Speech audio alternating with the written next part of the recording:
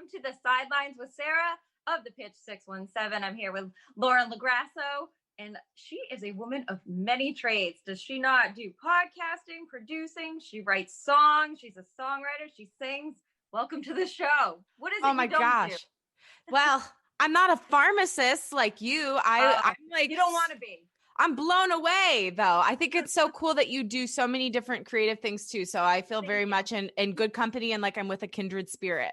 Yeah, definitely. It's been a tough year for the pharmacists on the front lines because we are expected to not only do our job, but now, you got to take a time out and do 100 shots in the middle of the whole thing. It's not orchestrated correctly. And with the COVID vaccine coming, I think they're going to have to fix that.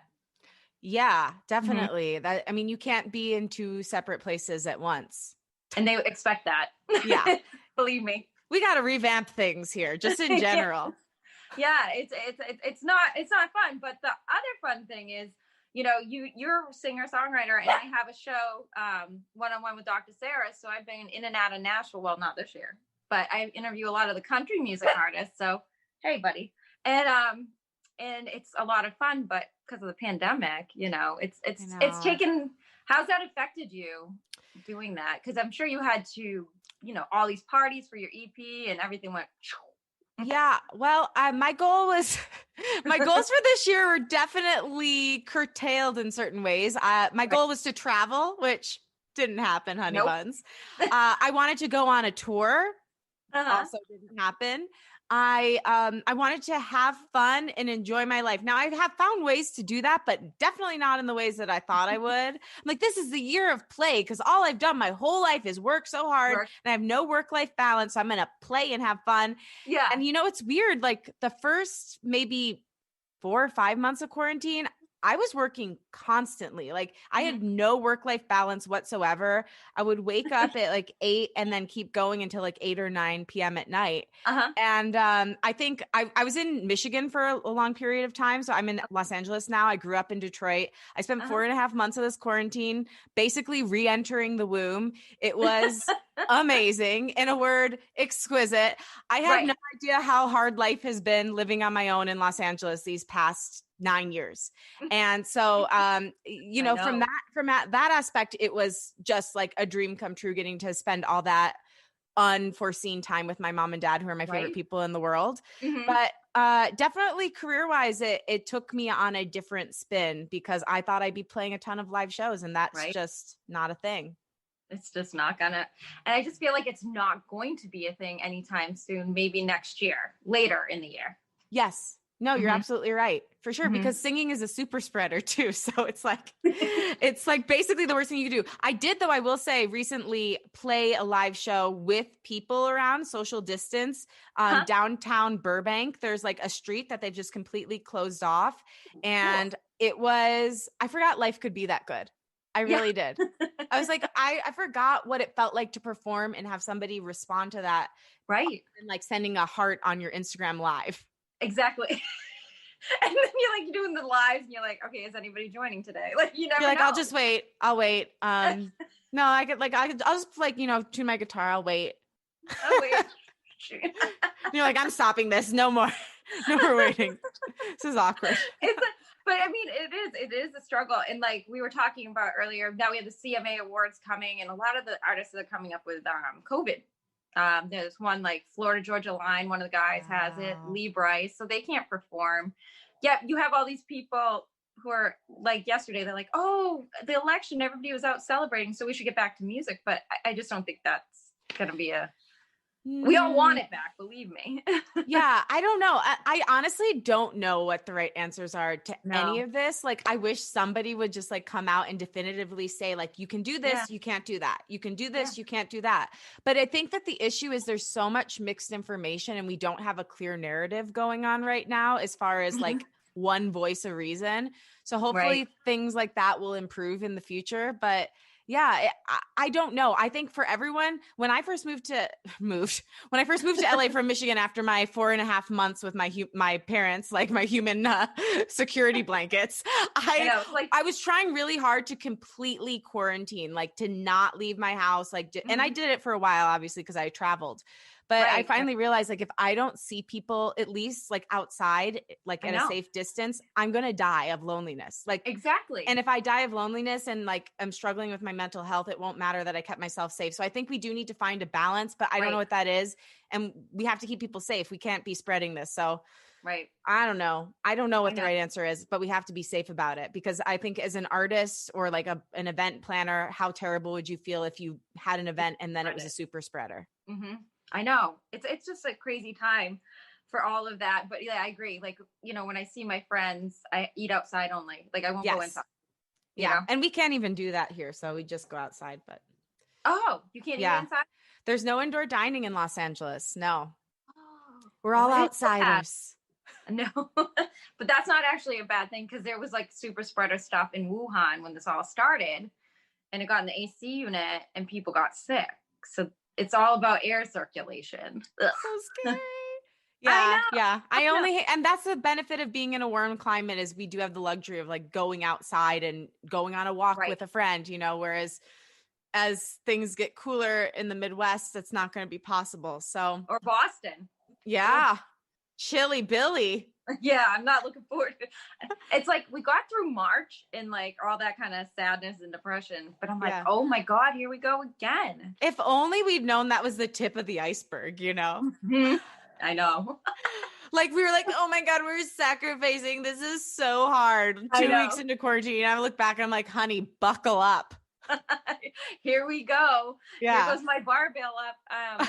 Yeah, I also feel like I've been doing a lot more cocktailing in quarantine at home than I ever did before. And I'm like, ooh, what's that? Yeah, no, 100%.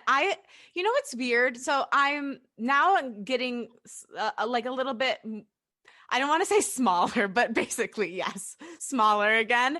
But like I have been at like the heaviest I've been in my life, but I feel the most confident right now. And I'm trying to figure out why. Because you're relaxed. You got to Maybe go home and chill. I think I have reverse body dysmorphia. I just need to come out to LA and get some nice cool sculpting and stuff and get back to the old ways. I need to get cool sculpting. I don't like take advantage of any of the things people do out here. I'm just like, oh, like thinking everybody's natural, even when they look like a baby alien. Like I need to start doing like the lips. Wait, I can do it. So I know a lot of people are listening, but for those that are viewing, I'm going to do an impression of people who move here. Okay, go. Do my lips look natural? They are. Do they? You know, it's like, and you can tell when someone's done something because it's like, not something. There's people who do it and they actually do look natural, but you can tell when someone took it too far, because you look at them and you're like, something about you isn't human. It doesn't. And I don't know what it is, but I'm very disturbed right now. But I also think you're really pretty, and I can't tell. Like, you don't know what it is. Yeah, it's a fine line. Oh, but I have some friends that have done it, and you look at them without makeup, and you just tell. And I'm like, that just doesn't look for me. Yeah, it just looks like it hurts at a certain point. But I guess I shouldn't knock it till I try it. I know. I'm gonna try stuff, except for the lips. I already have big lips, so I love my lips, and you have beautiful lips. We don't need to do these things. We don't. We're not. We're good. That. We're perfect in the lip department. But actually, we were talking about it a little bit too. Dating in COVID, that's not a thing. That is not a thing. Well, yeah. I mean, I was in a 7-year relationship prior to COVID. We quarantined together at the beginning of COVID. So because I was like, what's that? So COVID killed the relationship. Well, the relationship was not meant to be back together. Like we basically quarantined because we're like, well, the world's going to end. So we might as well like try to keep each other safe through this. We did it. Like we actually got along better while we were quarantined, not officially boyfriend and girlfriend than we did in our relationship, but he ended up moving back to Minnesota. So like that's done. And I finally recently have felt like I'm ready to date. And I'm like, God, what does this mean that this is the time you made me single? Like, exactly. What is the meaning of this? And I've been trying to unpack that, but yeah, I'm definitely on the apps. How much do you want to know? I'm like, I'm going to reveal everything to you right now. Go for it. Oh, believe me. I always talk about this stuff. So. Okay, great. In a moment of desperation and also like, just wanting to know what it was like to be a person again, I hooked up with a friend, and that was a really interesting experience. Wow. Now it's super awkward. No, it's not, but like Okay. it really messed me up mentally. Like I hadn't been with anyone new since I was 23, so it was like, Right. what is this feeling that I'm having? It was very strange and like hard to Right. compute.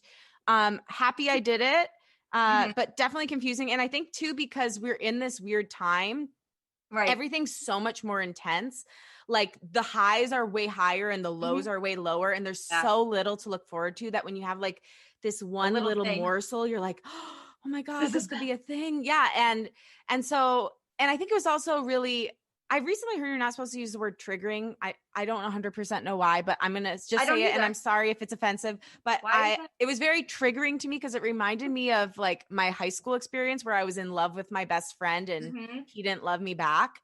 And I think it was just like too much You're like, here it is emotions. again. Yeah, it was just really, really confusing. By the Uh-huh. way, him and I got COVID tests ahead of time. I do believe in doing that because you don't 100% know, No, you don't. especially like for the first time you're seeing each other. I'm But such a germ phobic, so I get that. yeah, no, totally. But I was happy I did that, and then I I've been talking to this guy on the app, and he's pretty cool. But it's been a crapshoot. I always say like I feel like I need to hire someone just to manage all the messages in Hinge. Oh, yeah, I know. Oh, all right. So I did Tell me Hinge how it's going for for 2 months. you. I did it for 2 months, and like Okay. you get for me, like they'll be like, "Hey, how are you doing?" I'm like, "Oh, I'm great." Oh, what are you doing this weekend? Well, what am I gonna do this weekend? Like, either I'm Reading working the newspaper. or I'm having a cocktail. You know what I mean? Like, okay. And then like I'm like, I'm a really chatty person, but these people cannot hold a conversation. And then if you delete the app and you go back, you end up seeing it's like the same like 20 dudes all the time. Really? Hmm. Wait, Maybe so I need you're to in join the one in LA. Yes, come out here, girl. We've Yeah. got the cool sculpting, we've got many men. Um wait, what And you. you're in Boston? Yeah. What part of Boston are you in? I live in the South Shore, so we're like 25 minutes outside the city. Okay, cool. Yeah. So Yeah. I wonder if it's like that might be a thing because I've been asking some people. I never know how many people I'm supposed to like and then leave in the queue because then Yeah. it's like too many people to message Right. and I can't handle all of the pressure Right. of messaging all of them. So I Right. asked a question about that, and a lot of my followers were telling me that they're in smaller towns and they get the same people over and over again, or some of them just stopped getting matches after a certain point. Oh, I'm like, interesting. God, that would probably make me feel really Well, bad. what I do is I put it that I live in the city. Smart. So, but it's still the same guys. And I'm like, Huh. I am very picky, but I can be. That's a good thing. That's a good thing. Forever is a long time. So we should all Me be picky. and construction worker Joe are not a match. We are not matching. Okay. Yeah. You know, Well, we're that's not what doing I the was same. saying. Like when last time I was dating, I was like, I just want a boyfriend. And it's like my criteria has shifted so drastically from then. So yeah, it's going to take us a little bit longer, especially since the world is weird right now. Yeah. But I think it's totally worth it. And I will tell you one hint, something that I do that makes me know right away if they're cool. I What's say that? like the weirdest thing I can think of. And if they Oh can my play God. with that, then What is it? anything, like anything I can think of that's weird. One person, now this guy didn't respond, so maybe you shouldn't Okay. use this one. Oh. But do you know in like spirituality they talk about your Jesus year? Yeah. So he was 33. His name was David.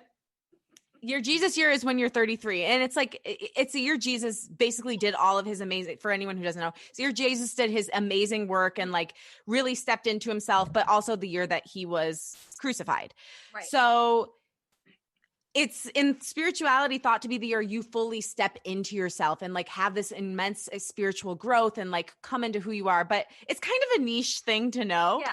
So It is cool. And I'm glad you explained it to everybody because like that is kind of when you kind of know who you are. Right. Yeah. And I feel like ever since I hit 30, something started unfolding. And it's like every day I feel like I step more into myself, into like the beauty, into the pain, into the mess, everything. So I'm really looking forward to my Jesus year.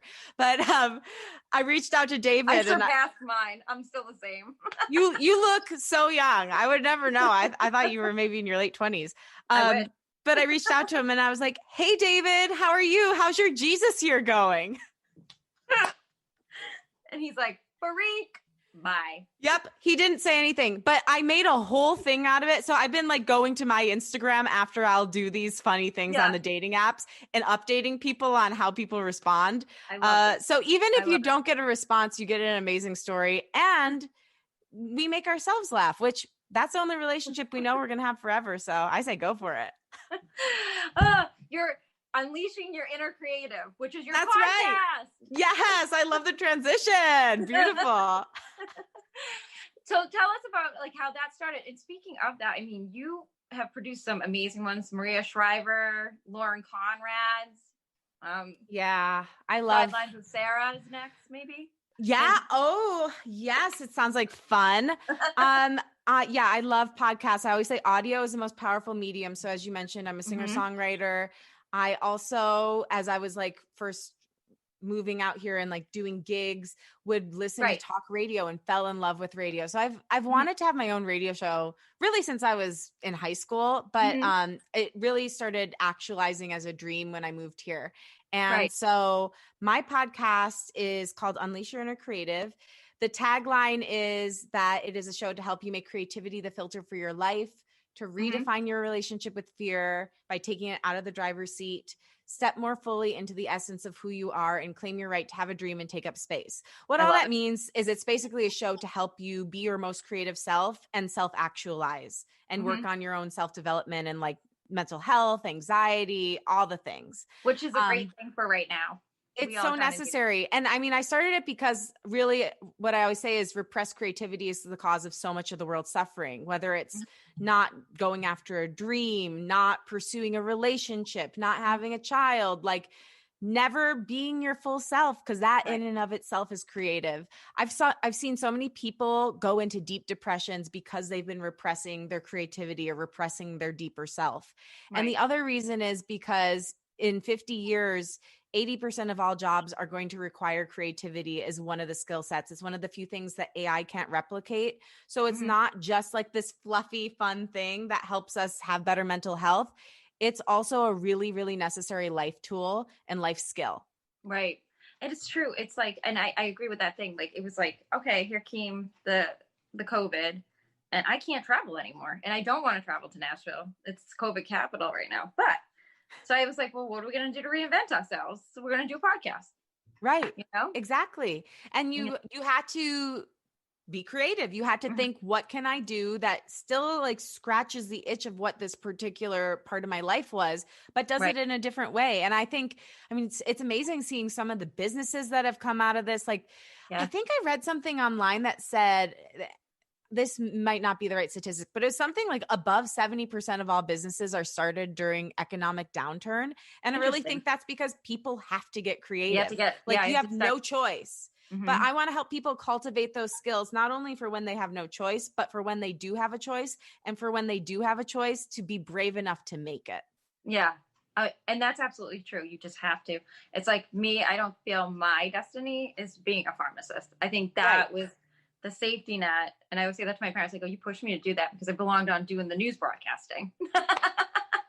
Exactly. But so many parents do that. And we talk about that a lot on the show. Like I'll always ask people, did you have supportive parents? Because if you don't, it's 10 times hard. And it doesn't mean that they didn't love you. They loved you. They loved you so much that they were scared for you and they wanted you to take that straight path. But the fact is that if we can't be brave enough to be ourselves, then what is all of this about? Like there's no point. And so you doing this show, you traveling to Nashville and hosting, like that's you being your full self. And ultimately that's what your parents want. They want you to be happy, but it's hard to be happy when you can't be yourself. Right. And it's true. It's true. And that's a great way to put it. And people need to know that. I mean, that's why I keep pursuing this, and hopefully someday something will come of it. It will. It will. You just keep going. Like there's for sure days where I'm like, why do I even do this? Like, but then I get to like, honestly, like meet interesting people like yourself. Like we wouldn't have crossed paths if I wasn't doing this at all. And you were so fun. You're like one of my favorite guests.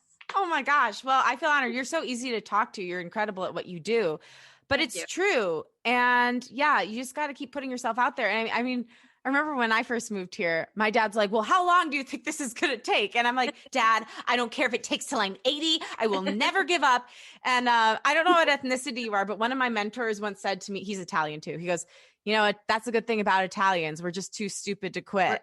And it's Pretty true. much. It's like, we just keep coming and keep coming. And whether you're Italian or not, I encourage you to have that mentality, because you can either keep coming and be disappointed by you going after who you are and what you really want, or you could be disappointed by never choosing yourself. Which one of those sounds worse? Never choosing yourself sounds like death to me. So I'll keep going.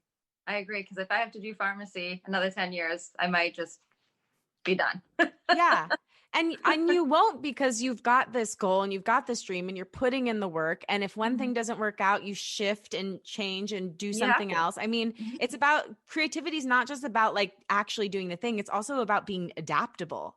Right. Right. It's so true. It's so true.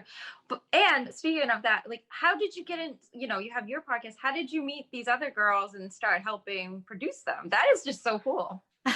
So it's kind of a bizarre trajectory. So like I said, I have a feeling. Everything's been a bizarre trajectory. So when I first moved to LA, my earphone keeps falling out.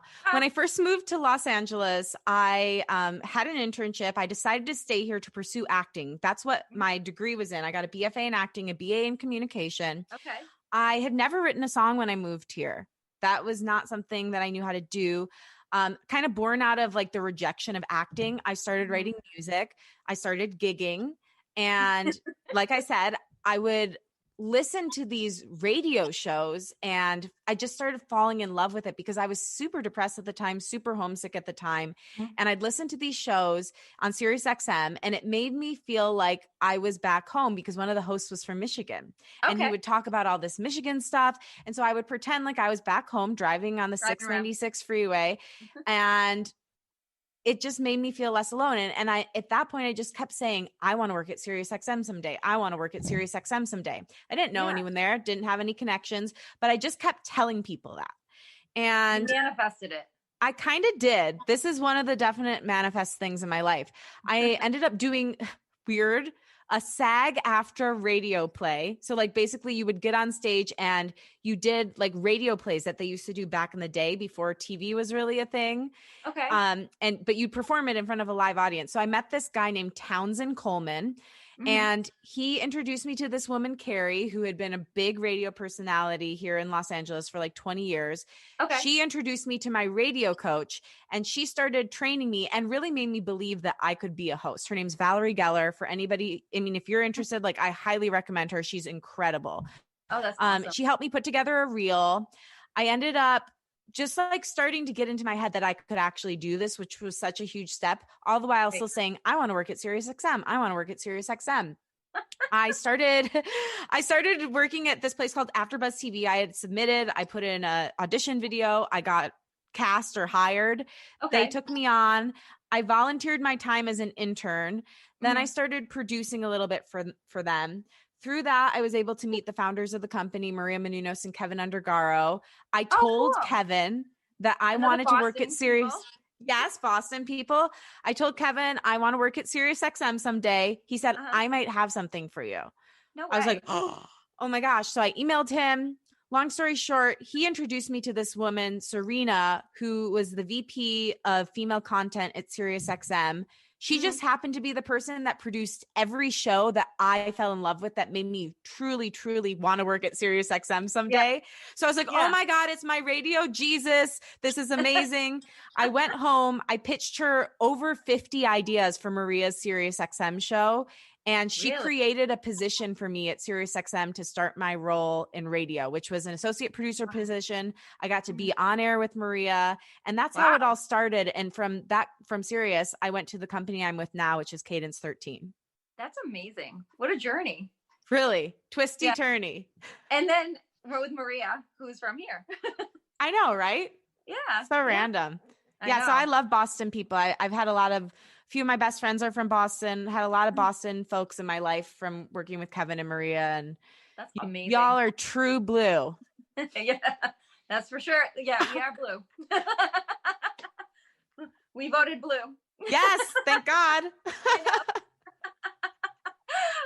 I did an article about, I have a cousin who's really big into the Democratic Party. Like, he was best friends with Ted Kennedy and stuff. And Wow. during the whole time, I emailed him, and I said, well, he goes, I don't know him that well, so I don't know how to get you in touch with, that. He goes, but what you can do is tell people about him. So I wrote an article right before the election. There's this house down the street that is decorated, and you'll have to look at it. It's on my Instagram. Okay.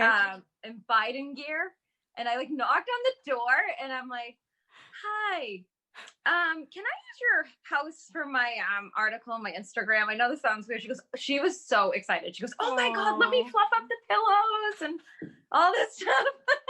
So cute. But my photographer was really into it too. So we're both like, I'm like, I gotta put this article out. I don't know if anybody's gonna read it, but maybe if it convinces one person. That's amazing. I'm so proud of you. Yeah. Hey, we can't underestimate our impact, no matter how big or small. Even if you, talk to a friend about why something's important to you. Right. I think that's so, so beautiful. Right. So thanks. Yeah. I can't wait to see it and read it. Every reason why you should vote for him at the time. You'll have to love read it. I will. I'll get reconvinced to do the same thing. So you can vote next time. Yeah, exactly. Reconvinced. I love it. But tell everybody about your single too, Road to Glory, and how that came. Now, I read you wrote that on a plane.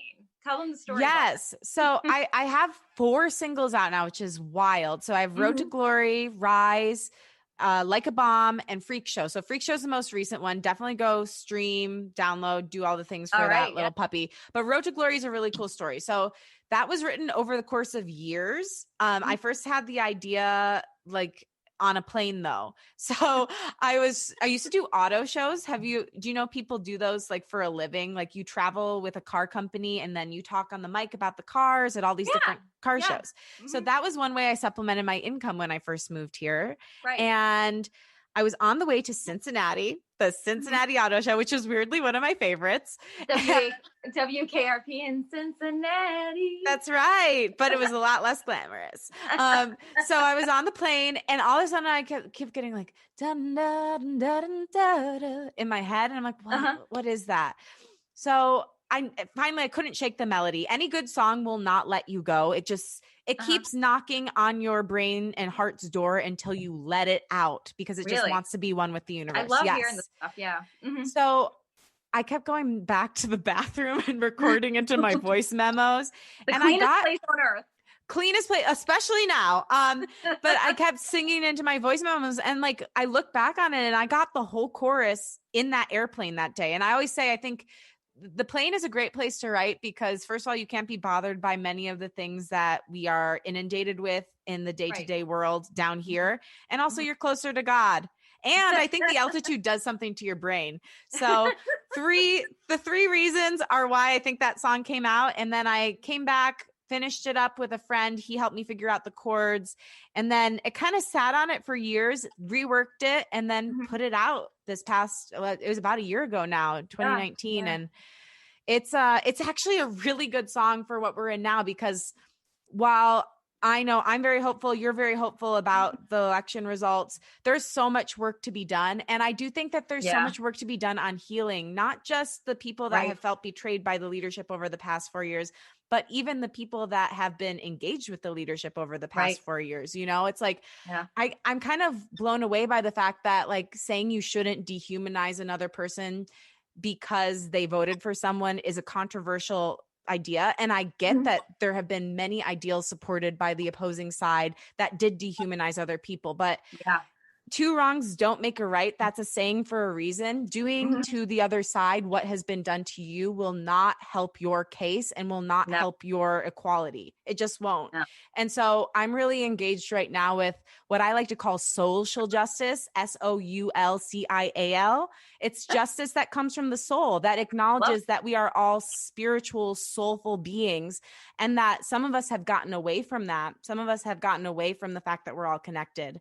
But everybody's been angry. Yes, but we need to start seeing each other like people again, because this cannot keep going on. The world's, it will explode at some point. We can't just, if we're going to stay one country, we have to start seeing each other like Everything people. Everything needs to be patched up. And it Yeah. blew my mind too, like with everything coming out and like the racism. I didn't realize how bad it was until this past like year or two. And it's just, we need that Yeah. way. We need to go back to just being one nation. Doesn't matter what color you are or nationality. We're all. Yeah. I think those things were always under the surface though. And I think that Mhm. the way the world has been, or at least our country has been led for the past 4 years, made it okay for it to come out. But Right. they were I agree. always just underneath the surface. And some Right. of us weren't as aware of them, but they were Right. always there. And so what we need to do now is not go back, but go forward and reckon with those things and Mhm. actually engage with the anti-racism work toward equality for women, work toward, Right. equality for the LGBTQIA community. There's so many different things, but yeah, it's, Yeah. speaking of Maria Shriver and the Kennedys, I wrote an article for her Sunday paper and You it's did? called, yeah. And I do I would, read it. I you do? read it. Okay. I wrote Yeah. an article called What's Happening Universally is Also Happening in You. Oh. And so it's about how this year has also not only brought up like all the things that were underneath the surface in regard to racial justice Mhm. and all the political stuff going on, it's also happening in you. So for me, like all of these things that I had never dealt with my whole life because I just kept shrugging off, or I was scared to admit to them, or I didn't want to admit to them, or I wasn't even aware of them, Right. very conveniently came to the surface of my life and demanded I reckoned with them. Uh-huh. And I'm still working through it, but I really call to people who are going through something, which is every human being on the earth. We're all going through a collective trauma known as the pandemic. Yes. But I really call All to at you once. to like look at what are you going through in your own life that is a recurring pattern for you, or that is something that's hurting you that you are not fixing, and how can you actually start to change the narrative and the direction of that thing in your own life towards something positive. Right. Yeah. No, I agree with that. Yeah. I mean, I've talked, like, this girl wrote this book. She was on my podcast, and Jasmine Lipska, and she's a young girl, and she has this little book that she did like the manifesting and stuff. And I was like, oh yeah, you should let that go, because that's hindering the next positive Right. thing. Because you're so angry about this, you have to just let things go sometimes, because you just can't. Yeah. It hurts your soul, and somehow I do believe that somehow it can hurt your health. I've seen people who are so angry get sick. I'm not saying blaming cancer on their anger, but sometimes that does manifest that in their bodies. You know what I'm Well, yeah, saying? when you hold it in, I think Mhm. that's true. And there's that, I think it's a Buddha quote. It's like being angry or hate is like drinking poison and expecting the other person to die. I think you Mhm. can like remember what they did to you and still acknowledge that it was unjust or Right. unjust, Hmm. but going on an emotional ride over it isn't going to change it. No. So, Yeah. yeah. You just gotta let it go. Yep. Let Let it go, let go. God. Let it go. It leads you to good things. True. Oh, so what are you gonna do for the rest of the year? Do you have anything coming up for Uh 2021? yes, I'm recording a music video for my single Freak Show, which is a song about a lot of things we've talked about today. Okay. It's I was just gonna about, say, I want to know what's that one about. yes, self-actualization. Basically, like I'm an extreme person. I have the tendency to be like, oh my God, this is amazing. Everything is awesome. Or, oh my gosh, this is the worst thing that ever happened to Uh-huh. me. I don't know if I'll ever make it. I don't know. So it's about realizing that that actually isn't a sane way to live, being Uh-huh. in this black and white extreme area. Right. However, um, acknowledging those are both parts of me and that they can both coexist, and that I can love myself and be here with my problems in this body, in Hmm. this soul, rather than idealizing someone else's path because I don't know what they're going through. And Right. it's a song of self-love. It's a song of accepting yourself and all your flaws and all your beauty. Yeah. I love it though, the freak show. But it's true. Yeah. No, I Yeah. mean the lyrics are we allowed to swear on this show? Yeah. Okay. So the chorus lyrics are, but I'd rather be right here than at some other freak show at some fucked up fair. And it's true. Like I'd rather I have lots of issues that I'm constantly working on and working through. I'm in therapy, but I'd rather be with myself in my own problems, in my own feelings than idealizing someone else's path or comparing myself to someone Right. else. Right. I'm all I You don't know have. what's going on. Right. Yeah. So that will be coming out either in January, February of 2021. We're filming it in less than a week, which is Oh, nice. wild. That is fun. If you ever need somebody to come, I'll fly out and I'll be in your videos. That would be amazing. Anytime. That would be amazing. Yes. I'll give you equity in it. Thank you. Thank you. Thank you so much. Anytime. Yeah. And then I'm pretty sure I'm going to be doing another podcast of my own with a friend. That's more of a fun podcast. My podcast is fun, but it's got a real serious spiritual edge to it. So I really want to do something that's just fun and light and that I can laugh. We can talk about dating and Hinge, and I really want to, I love talking about dating. I think it's so funny and weird. It so really weird. There's some weird stories. Have me on. I'll come talk about it. I want to. I've met a lot of freaks along my way. Yeah. So the one date I have been on from there, like I met up with this guy who I knew in college, and I was like, oh my God, it's perfect because I had a crush on him in college. And he ended up coming with a friend. And then I found out on the date that he had a girlfriend. Ew. So wait, he showed up with a friend to tell you that he had a girlfriend? Basically, yeah. The story is way longer and more twisty, turny, and spinny. Right. But yeah, like, do you want to hear it or do we not have time? Oh, we have plenty of time. Okay. So I match with him on the app. Really tell it. You all need to hear this. I match with him on the app. I'm all excited. Like at the time I was like in the thick of things producing Brene Brown's show. So it was like very intense. And anyway, basically every Monday, Tuesday, I would have like a big workload because we had to turn the show around. It was so amazing working on that show. But it definitely took a lot. Like Tuesdays, I had to be in the zone, but we made plans for a Tuesday. So I like really prepped. I did all my prep work the night before. I made sure I had everything laid out. I even got my own podcast done. So like I produced 2 shows in less than 24 hours, which is really difficult to do. Yeah. I was looking forward to it. He found out I worked on Brene's show. He was like, oh my God, I love her TED Talk on vulnerability. I'm like, oh my gosh, this man is self-actualized. He's doing the work. He's really into self-improvement. This is amazing. He is my future husband. He is my lover. What's that? Did you hear him snoring? No. He makes an entrance every now and then on the podcast. He's like, listen, lady, I could literally care less about your stupid dating app story. So just get over it and move on. But anyway, the day rolls around. Like I'm so excited. He's like, hey, big producer lady, which I thought was like kind of cute and sexy. And he's like, let's do this. Let's do that. Maybe we can go on a walk tonight, or we can go like get outdoor dinner. And I'm like, would love to do a walk. Just let me know. He's like, okay, I'll call you when I'm leaving. He did like a social distance happy hour. He's like, I'll call you when I'm leaving the social distance happy hour. Oh, okay. And just so you know, I'm going to be chauffeuring around my friend Zach. So he'll be joining us. Because what was this about? Because he didn't want to just meet you one-on-one.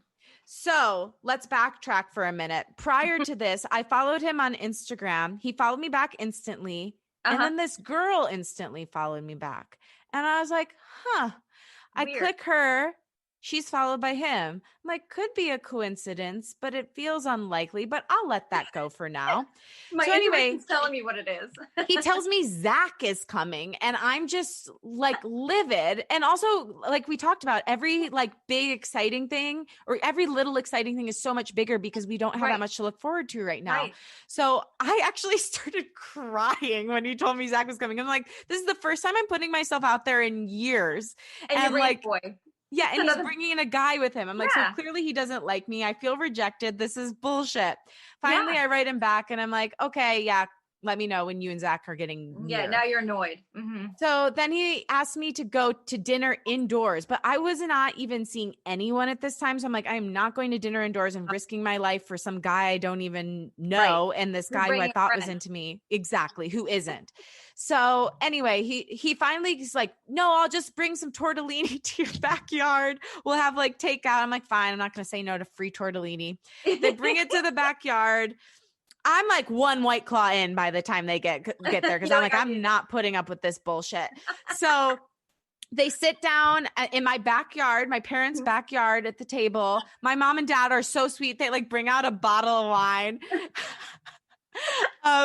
You're drinking White Claw still? I'm on my 3rd White Claw at this point. So a little mixy. I start talking to Dan. Oh, I shouldn't have said his name. Steve. Sorry, Dan, I start talking to Steve, and what ends up happening is like I somehow reveal to him that I had this crush on him in college, and his friend Zach, who's lovely by the way, asks me like, "Oh, what did you like about him?" I'm like, "Well, he seemed passionate. He's a family man. He's like into politics. Like so many cool things about him. I always really liked him." And then Steve goes, "Well, I'm really happy I kept my Hinge app open." I go, "What do you mean you're happy you kept it open? Do you have a girlfriend?" Ew. And he goes, "Well, I don't know." I go, "Oh." And You then don't know if you have a Zach, girlfriend? what? He doesn't know if he has one.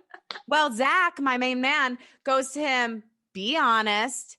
And then he goes, "Well, I have been seeing this girl pretty seriously for about the past month." I'm like, "Oh, okay, cool. Tell me about my competition. I want to hear. What's she like?" And he's just like, and he avoids the topic. And then we get to talking again. I update him on what I've been up to for the past 9 years. Mm-hmm. He says something, we get talking about Brene again. And he goes, "Well, I love her TED Talk on vulnerability." I go, "Well, Steve, to be Dan/Steve. Dan/Steve, Danny, Steve, Steven, to be vulnerable with you, I thought this was a date, and I was really annoyed when you told me that you were bringing your friend Zach with you." Mm-hmm. Mm-hmm. And he's like, "Oh, you did? You thought this was a date?" I'm like, "Yeah, we met on Hinge, man. Yeah, we met on Hinge." You didn't think that. That so makes sense. Anyway, yeah, they didn't stay for too much longer after that, but it was pretty funny, and I loved railing into him. I'm gonna close my blinds because the sun's coming in weird. Sunny. It got sunny. It's always sunny in Los Angeles, except after 4:30 p.m. Oh, yes. So that's my dating story. Of course we peeked out real quick, so that was awkward. So awkward. Yeah. I don't understand why, but see, I think men are so stupid. I don't understand why he thought it wasn't a date if he met you on Hinge. Also, why are you still on Hinge if you have a girlfriend? Like, I almost wanted to write to his girlfriend who instantly follows me and watches my Instagram stories every day. Sorry, work keeps going, "Are you going to work?" I don't care right now. I forgot to turn off the thing. And it keeps that's the worst thing in the world. Sorry.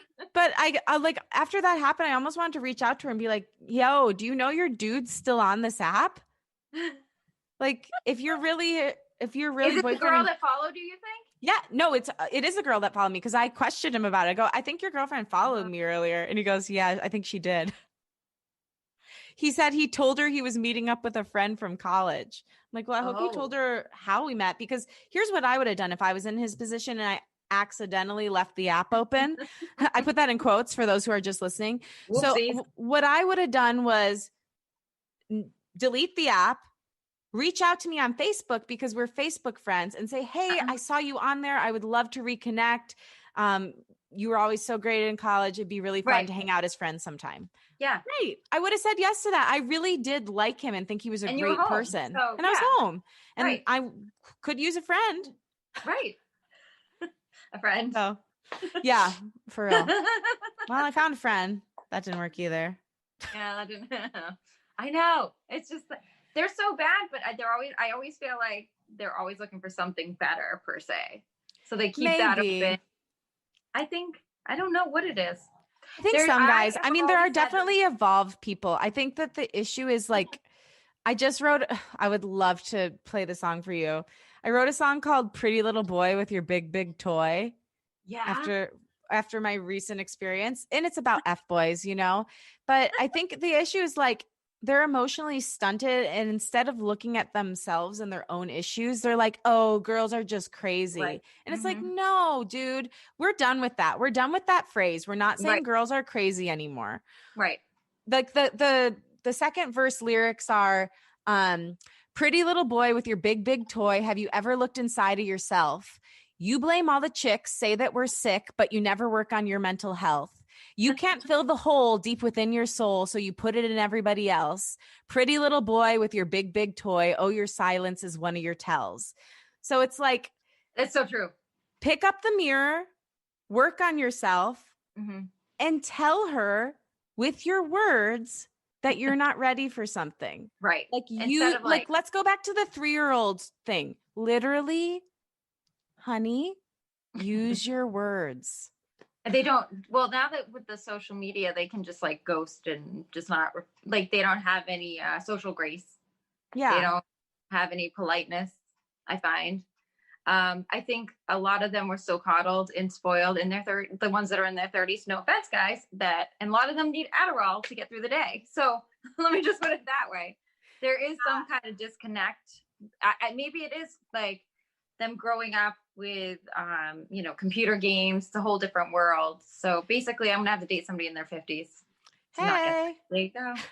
I will say though, this guy that and I don't like generalizing. I just think that there's a lot of people in general who haven't worked on themselves, but right. I do think that women are socialized to work on themselves, both physically, mentally, spiritually, emotionally, much more than young men are. And I would like to change that narrative within our culture.